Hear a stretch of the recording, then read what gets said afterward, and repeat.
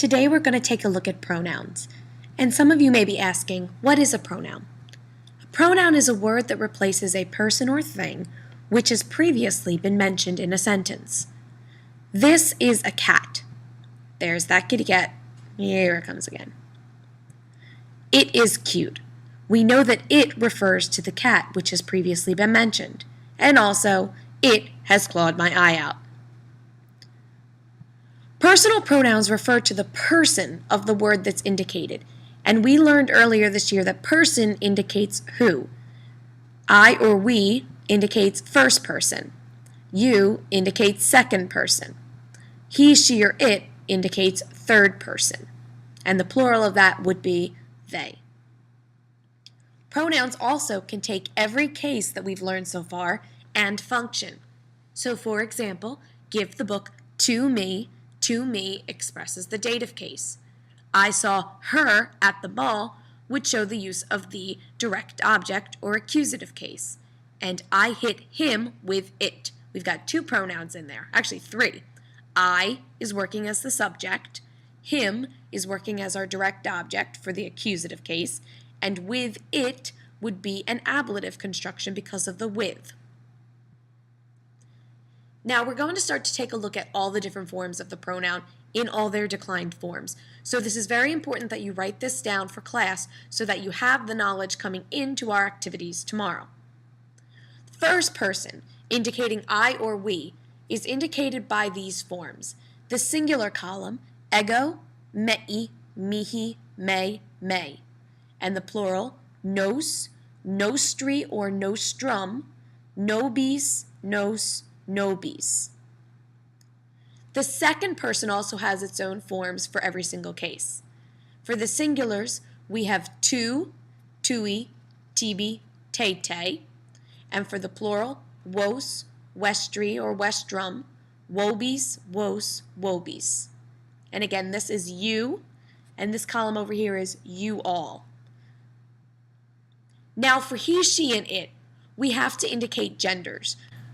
We're actually going to have three different forms for this pronoun when we go to decline it. So the is will indicate masculine, the ea will indicate feminine, and id will indicate neuter. And these again represent third person. So let's take a look at the singular columns. The masculine forms is, eius, ei, eum, eo. The feminine, ea, eius, ei, eam, ea. And then the neuter, id, eius, ei, id, eo. However, when I was learning this, I actually found it more beneficial to learn this singular chart from left to right because it kind of flows and you kind of have similarities between each form. So when I memorized it, I always did is, ea, id, eius, eius, eius, ei, ei, ei, eum, eam, id, eo, ea, eo. And it's up to you how you like to memorize it. I'm just giving you my own personal experience with this. The plurals, though, are much more simple. For the plurals, it's actually what we already know, just with e put in front of it. Look at the masculine column. Ei, eorum, so it's ei, eorum, eis, eos, eis. Look at the forms, e, orum, is, os, is. For the feminine, same thing. We're putting an e as the stem for our first declension endings. I, arum, is, as, is. And the same thing happens for the neuter. We're putting an e in front of our second declension neuter plural endings. A, orum, is, a, is. So these have been the first, second, third personal pronouns. They all translate the same according to the cases that we've learned. So these would all be the subjects. These would all translate as of. This would be to or for.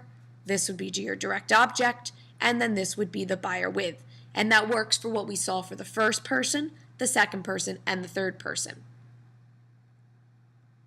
Now let's take a look at another type of pronoun called a reflexive pronoun. And reflexive pronouns are used to refer back to the same subject that has been mentioned in that sentence. For example, she saw herself in the mirror. This is indicating that she and herself are the same person. The king gave the award to himself. Again, we're indicating that king and to himself are the same person. When we do this, and we're not referring to I or you, but instead to a third person form, we need to use what's called the reflexive pronoun. And the reflexive pronoun only has one form for both singular and plural references. There's no nominative because it can't reflect back onto the nominative when it is the nominative. So if we look at this chart, it's for singular and plural references. There's no nominative because we can't reflect back on the nominative. And then we just have sui, sibi, say, which looks very similar to that tu, tui, tibi, te, even the ego, mei, mihi, me. So there is a pattern to all of these. Now we also want to address the issue of accompaniment. An accompaniment, we always express it with cum, but when it comes to these pronouns, it's structured slightly differently than what we're used to seeing. We're used to seeing cum and then the word, so cum te.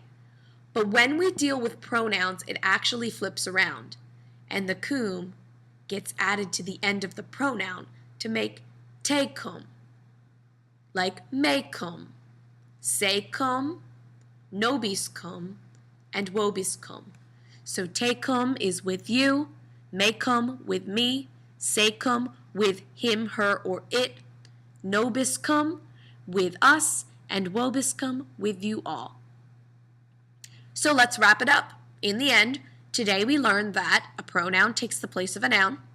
There are pronouns for each person, first, second, or third. Pronouns can be in any case, and reflexive pronouns relate to the subject. When we deal with accompaniment, it's expressed by attaching the word cum to the end of the pronoun. All right, so tomorrow we will be trying these out in class.